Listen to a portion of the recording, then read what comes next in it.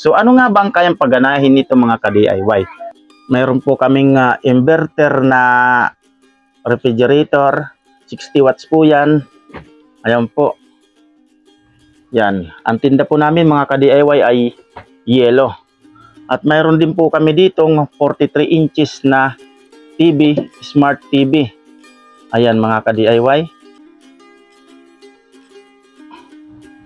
Ayan po.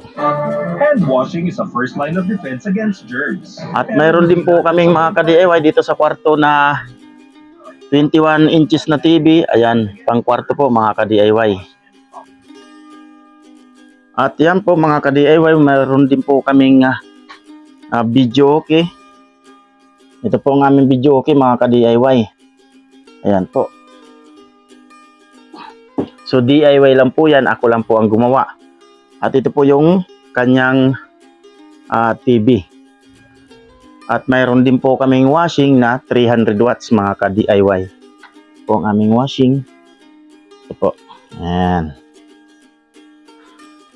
At yung aming mga ilaw mga ka-DIY ay yan po ay 12 volts. So ano po yan na ilaw? Nasa 5 or 12 volts. Ayun po. Yung nagsusupply naman po niya mga ka-DIY itong aking 12 volts. Ayan. Ang battery po ay 18650. 60 each.